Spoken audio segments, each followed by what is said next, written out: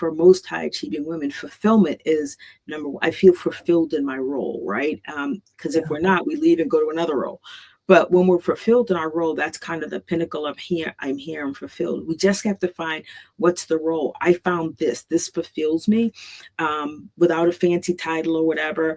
It fulfills me to help people, right? To run even a free workshop to say, did somebody walk away thinking, I'm ready to go. I'm ready to go out and kill it. Then I accomplished my goal. So it's really finding something that you can really hang your hat on, be passionate about.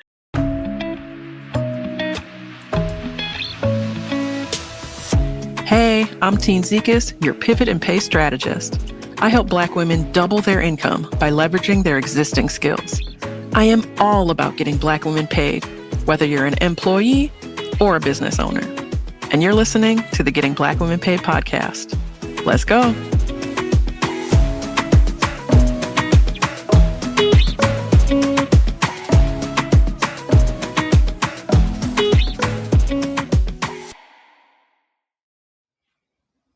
Hello and welcome to the Getting Black Women Paid podcast.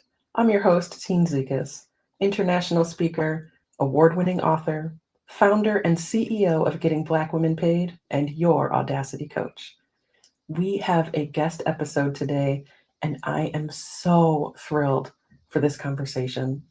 You know, when we talk about getting Black women paid, we always want to talk about what the end goal is. The end goal is not the money. The end goal is, I want to get paid so that I can. And today we're going to be talking about retirement, and not just the financial side of retirement, but all of the other stuff that goes into it. So first, I'd love to introduce you to our guest, and then we will get right into it. Lisa Haynes is a certified executive and retirement coach and the author of Retired and Killing It. After decades as a CFO, she now helps retirees and soon-to-be retirees design a life they're excited to live, focusing on the non-financial side of retirement. Lisa shares her Killin' It formula, a simple framework to help listeners thrive in retirement with purpose, connection, and joy, so they can make the next chapter their best one yet.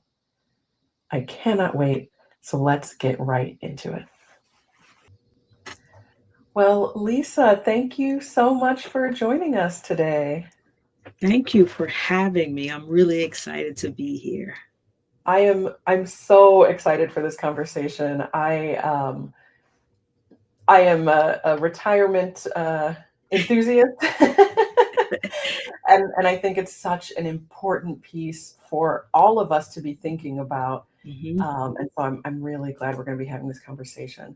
I always like to start with my guests off with, your origin story. We're curious just how you came to be doing the work that you do now. Yeah, so it's an interesting story in that I never thought I'd be here doing this. I knew I'd be doing something. And so I like to take it back to the place where I kind of decided that, hey, I think I'm ready to retire, right? So I had been in my role for 10 years, chief financial officer, chief diversity and inclusion officer, and I've been doing that. And I thought to myself, this has been great. I've done wonderful things since I've been at this company, great company, large trade association in DC, and really kind of felt like it was ready. I was time to do something else. I felt like I had accomplished what I came to accomplish. And so I'm wrestling with what to do next. And so immediately I start thinking, I need to get a CFO job at a larger company. That's what it is. I have one more big push left in me before I retire. I'm going to go out and look for this next CFO significant role. And so I met with a coach through an organization called Athena Alliance that I'm a member of, and told her what my plan was. And she said, okay, I have a bunch of questions. I want you to take these away. And then we come back and meet. Let's talk about them. And so as I start to address some of her questions, what does the company look like? What does the role look like? How many people are reporting to you? What does the company do? I Yeah. started to get weighed down with this idea that I was going to start all over again. And I realized I don't want another job. I don't want to start all over at another company and prove myself all over. And I came back to her and told her, I said, I'm going to retire. And she said, well, I wasn't expecting that, but what are you going to do? I said, I feel like there's a lot of things out there that I could be doing that A, give back, but B, fulfill me. And so I started doing training for an executive coach because that was kind of always on my ball, always in my purview. I want to be an executive coach, and in that process, ran into this thing called retirement coaching. Had never heard of it. I've done some on the financial side. I've taken some courses, got some certifications, and helping people on the financial side. But when I heard about this piece of retirement coaching is the non-financial side, in my mind I'm like, what is the non-financial side? Is there actually a non-financial side? And realized, having retired, I didn't have a plan. Like, what was I had Mm. some ideas about what I wanted to do when I retired. I'm going to go spend some time with my grandkids, and I'm going to do this, that. I had some ideas. I'm going to get healthy. I'm going to start cooking. Some of those things have happened, some have not. But I realized that 20 to 30 years is a long time. And that's what retirement is. And so I got really excited about this idea of helping people to plan ahead, something I didn't do, but quickly figured out that this is important. We need to start having a plan because too many people are going back to work, not because they have to, because they're bored. Like, oh, I just went back to work because I'm Mhm. bored. I became a Walmart greeter because I'm bored. Nothing wrong being a Walmart greeter if that's what you want to do, but it shouldn't be because I'm bored and I don't have anything else to do. It should be, I want to greet people because it's the way I give back, right? So I started doing this. I wrote the book, which kind of just dropped in my lap, I'll say. It was just kind of, it just came to me. Um, that people like a formula and people Yeah. like something they can remember. The phrase came from a conference that I was on a panel for. So right after I retired, I was on a panel for a conference, and the question was, how are you doing in retirement? Because I just retired, and what made you retire? And I said to the moderator, honestly, I think I was born to be retired because I'm really good at it. And she said, what kinds of things are going on? I just said, I'm killing it. And that was the beginning of it. Was just saying that phrase, I'm killing it, and started Mhm. laughing. And everyone started laughing, obviously. It was kind of tongue in cheek, meant to be a joke, but that's where it all started. And so from that point, I've been really focused on trying to figure out how to help people be ready for retirement, not just financially, but to walk into it and be really excited about this next chapter in their life. Yeah. Oh, thank you for sharing that Absolutely. origin story. I love that you when you were trying to figure out kind of your next move, you spoke with a coach. It can be so valuable to Can. be asked those questions, and the answer might be, "I don't even actually want help doing the thing I came to you for." Right? Exactly. Like, but because Exactly. you asked those probing questions, I was able to really, engage in some introspection Yes. and feel in my Yes. body, right? The way you described that heavy feeling. Mhm. It's so Mhm. important for us to listen to those cues our body is giving us Right. when we're going through that. So I love that you shared that part of the story, and just the organic way that killing it came about. Yeah. It's so fun. I think back and I just laugh. I'm like, you made one statement. And then, Yep. I just kept saying it to people. And then I started posting it on, social media, like I'm killing it. And then I started posting pictures of me doing things and killing it. And it Yeah. became like a thing, like, oh, and then people started, responding, yeah, you're really killing it. And I'm like, I am. And I just kept going with it. Yeah, that's how it happens sometimes. I mean, that's how Getting Black Women Paid started. A coach asked Exactly. me, I was Really? trying to talk about a speaking career or something, and she said, "Well, what lights you up?" And I said, "Getting Black women paid." And then that was it. I Sometimes the love things it. that come out I of our love it. mouths when we're asked those Yes. poignant questions become, I love that. such an important part of our story. I And love so that. I know that most people when they're planning for retirement are really focused on the money side, right? Yes. What's my finances going to be? How's my 401k? Yes. What's my financial strategy? And you really focus on the non-financial side. Mhm. And I'm wondering, why is that part so important, and what are the things that we typically overlook in terms of that Yeah, part of it? It's funny, I just wrote an article for an organization called Three Things Your Financial Advisor Probably Isn't Going to Tell You. The first one was around identity.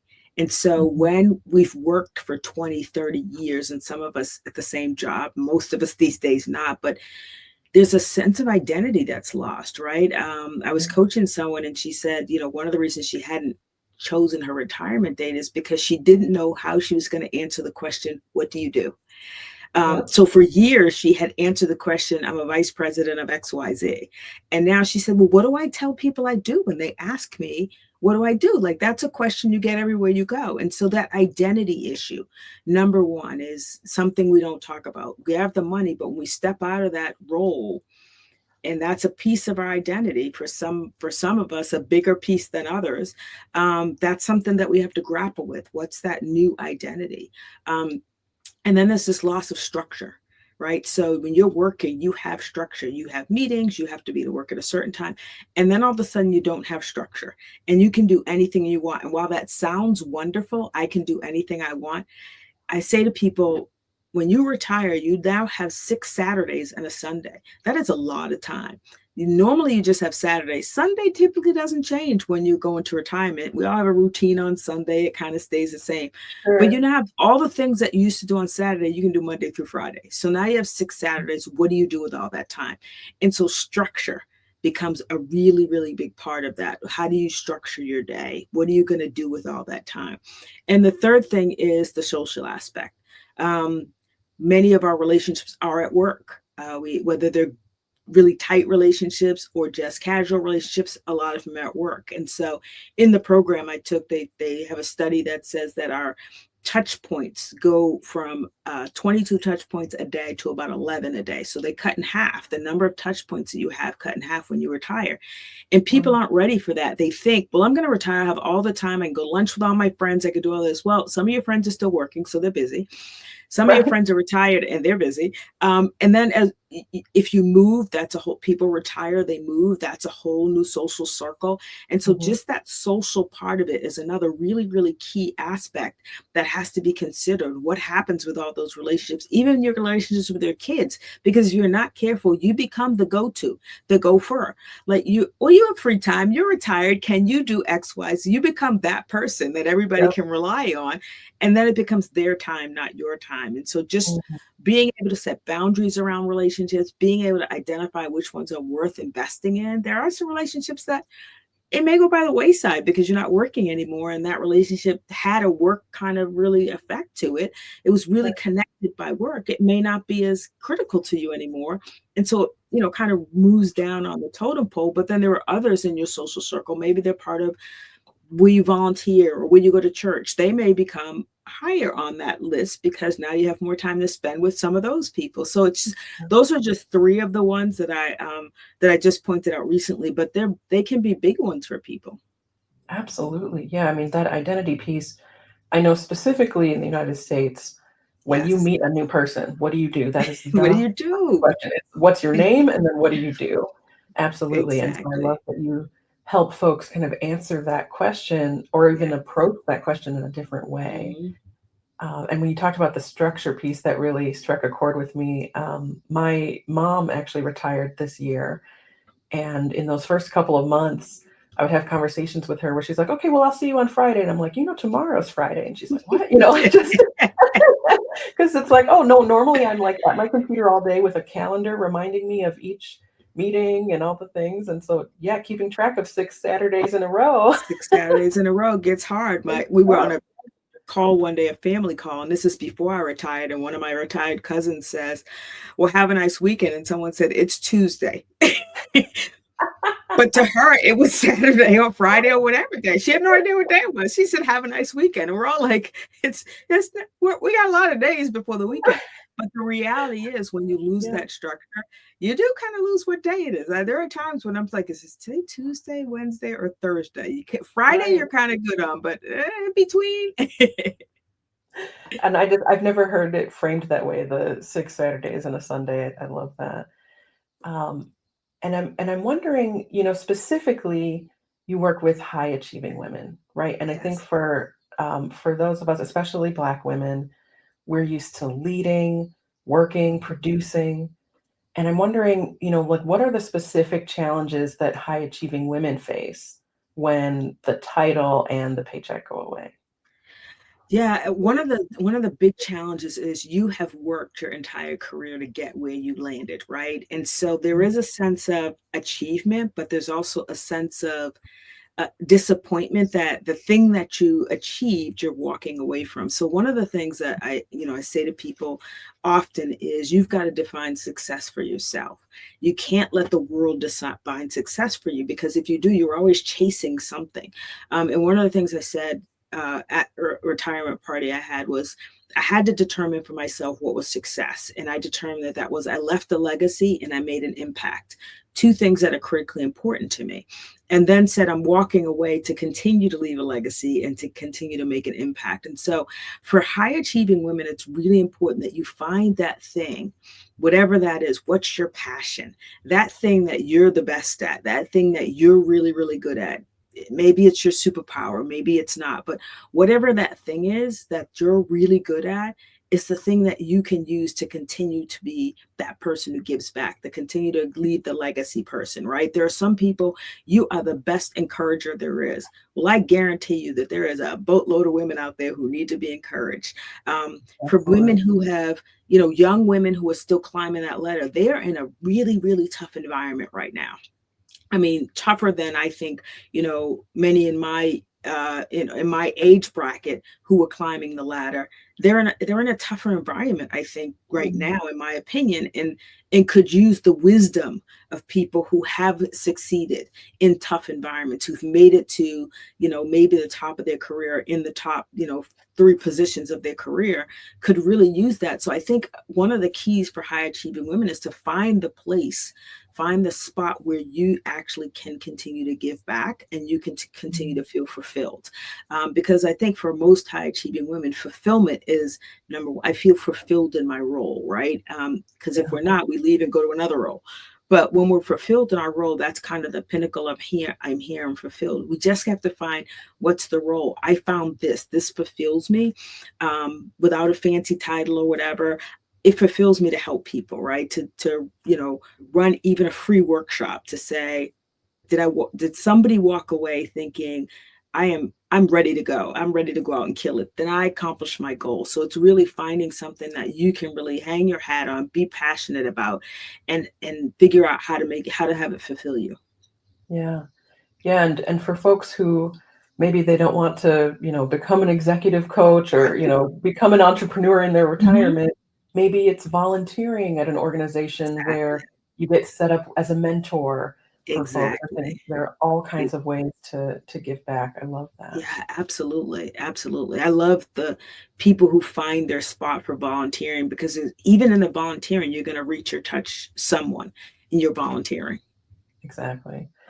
And, I love this, the "Killin' It" formula. So you describe the "Killin' It" formula in your book, and I'm wondering, can you walk us through just sort of a, overview, maybe a high level of, Yeah, what it is and how it helps people kind of thrive in their next yeah, chapter? I'd love to. So the K in killing it stands for keep moving, and that's keep moving physically, mentally, and socially. Mm, It is easy when you retire to get stagnant. It is easy to get stuck. And so the challenge for people, and there's exercises, there's a workbook to help you think about what it means to keep moving in on those three areas. The second I is the first I is ignite your passion. And so find out what it is that you're passionate about, right? What drives you? Um, the third one is laugh a lot. I just think humor is something yeah, we need to do more of, right? We need to laugh more. And the benefits of laughter are actually documented research of how laughter helps us, and we don't laugh a lot. mm, The next L is live for legacy, right? What are you going to leave behind? And it's not, most of us, it's not, no matter what high performing job we came out, it's not going to be $1 million that we leave to our kids and our grandkids, but it's going to be some other things. Maybe you're the storyteller in your family. and you leave the legacy of all the stories from your family that the young people don't know. Maybe your legacy is just whatever Maya Angelou says, Dr. Maya Angelou says, your legacy is every life that you touch. So what's the legacy you're going to leave? The next one is imagine what's next. So dream big, dream bold. And that's where you challenge people to step outside of their box of what they've been doing all of this time, all of their life, and say, what else can you do? What have you always been dying to do? And I like to take people through this thing called the possibilities. List all the possibilities of things that you've thought about doing and never had the time. And then go for the bucket list. Like, what's been on your bucket list? So one of the things on my bucket list was several countries that I wanted to visit. Well, I'm knocking 3 of them off my bucket list this year, and I'm really excited about that. First year retirement, 2 cruises, knocking off some countries. So that's been fantastic. But what's on your bucket list? And then there's your dare list. And your dare list says, what's that thing or that 1 or 2 things that it is bigger than I ever thought. It's a little scary. I'm not sure I really want to do this, but you know that it's something that you're supposed to do. For me, it was writing this book. Like, I'm like, I don't really want to write this book. It's going to be a lot of work, but that was my dare to get this out. So really, it's figuring out what you're imagining what's next for you. The N is nurture your network. And so this is where you stop and realize that your network is different.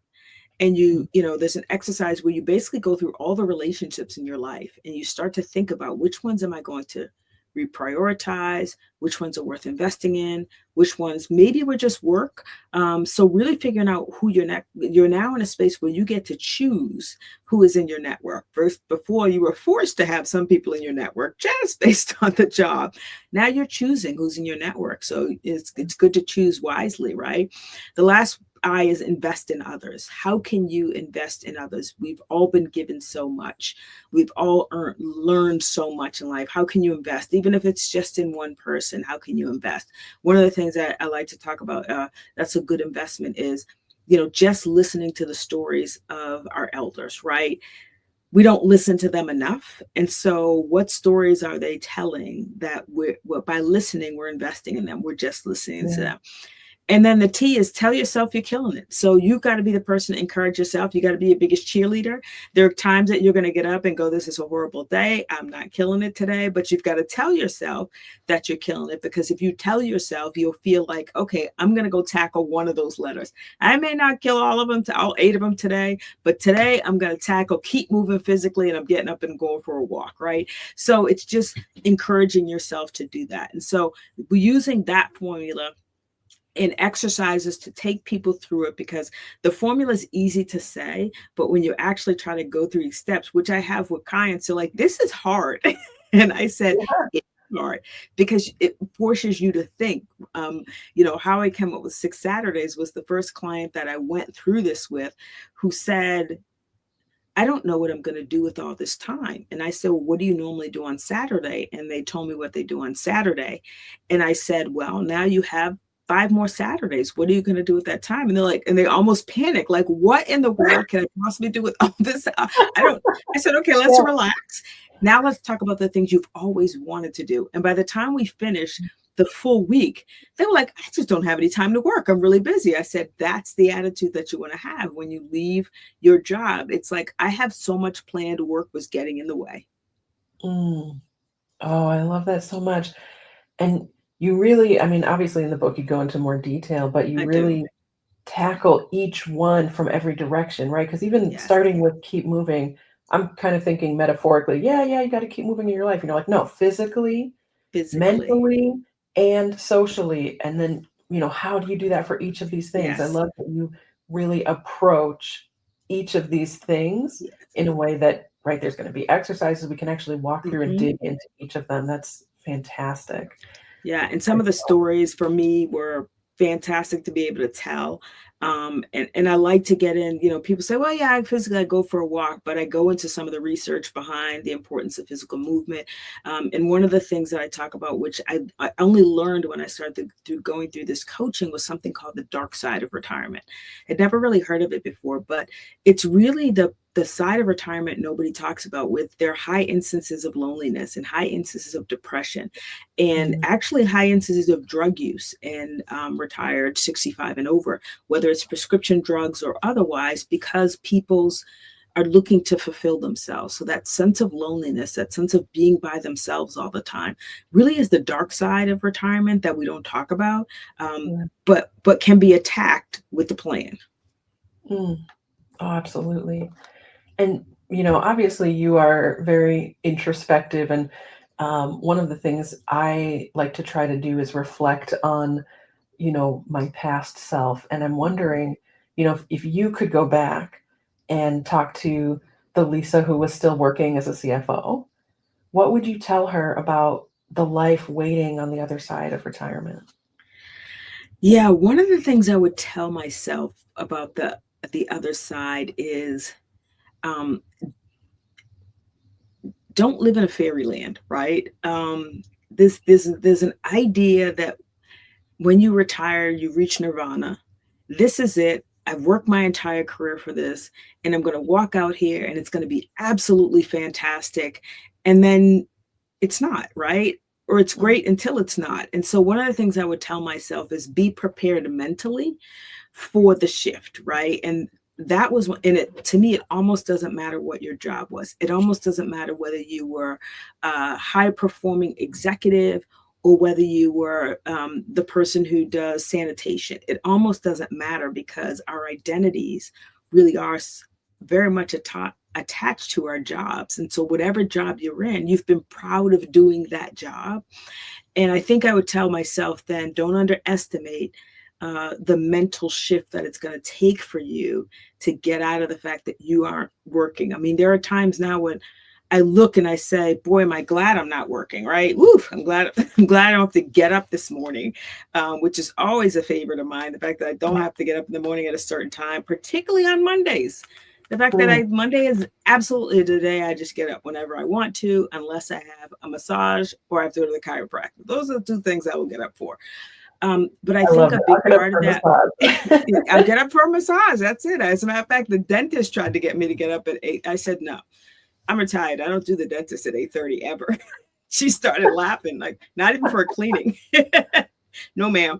So I think a big part of it was just setting my mind to it's going to be a shift and an adjustment and figure out how you're going to work through that, whether that's planning lunches with other retired people before you retire, right? So and I think that's a good idea.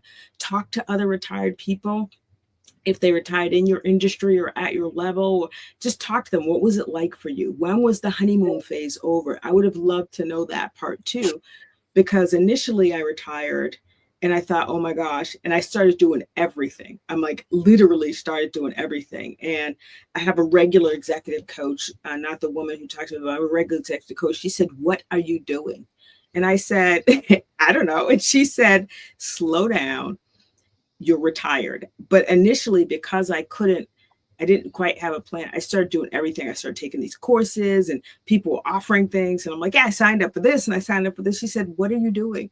And I'm like, I actually don't know right now. Like, I just was Yeah. doing things. And so I think I would tell my former self to have my pre-retired self have a plan that says you're going to do nothing for this period of time and then you're going to start looking into this for this period of time and then you'll kick into gear but it won't be until this period of time, right? Mm, So I tried to kick into gear literally like 6 weeks or so after I retired. I was taking all these courses, I'm doing all this, and she literally had to slow me down and said, yeah. stop what you're doing. So that's what I would tell myself. Mm. And I love the idea of the lunches with other retired people. It reminds me of, if you're doing a career pivot, you might do Yeah. informational interviews to kind of get a sense of, well, what is it Hmm. like in this industry? Same Hmm. thing for retirement. That's such a great idea. Right. Absolutely.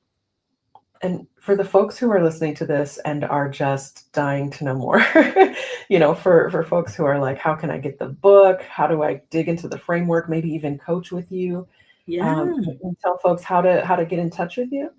Absolutely. So, easy to find, www.retiredandkillingit on Facebook, Retired and Killing It on Instagram, Retired and Killing It. So very consistent branding. The book is on the website. It's also on Amazon.com for those who want it, both in the hard copy and in Kindle version. On the website, there's also T-shirts. I have some apparel. What's funny is I had a book signing, and so I had apparel for myself, my husband, and my mom. But I had my goddaughters there, and they were helping, and they couldn't have Retired and Killing It T-shirts because they're not. So they're now retired and Killing It Someday T-shirts because they needed a T-shirt that related to them, and they think they're fabulous. They love them, but at the bottom it says Someday. So there's apparel. I just want people to walk around feeling like, and somebody's going to ask you a question. It's amazing how many times somebody's come, I wore the T-shirt and someone asked me, what does that mean? And I said, I'm killing it. And people just love the idea of the excitement. The excitement is contagious. That if one person can be that excited about being retired, how can we all get there? Right. So that so we can change the face of retirement. Oh my goodness. I love that so much. I definitely got to get me a shirt. Absolutely. And it is easy to remember, retiredandkillingit.com, but we will also have the link in the show notes, as well as the links to Facebook and Instagram. So you all can find Lisa there as well. I want to thank you again for coming and sharing with us. This is such a crucial part of all of our lives, and it's so often overlooked. So thank you so much for the work that you do. Thank you. This was an absolute joy to be here, and I had so much fun. What a great conversation. Thank you for having me. Oh, absolutely. And thank you all for joining us for this episode, and we will see you in the next one. Hey, thanks for watching the Getting Black Women Paid podcast. If you enjoyed the conversation, make sure you like and subscribe. And remember to hit the notification bell so you can catch more episodes like this one. And join the conversation by leaving a comment below. Be sure to share this channel with the incredible Black women in your life so we can continue getting Black women paid. All right, we'll see you in the next one.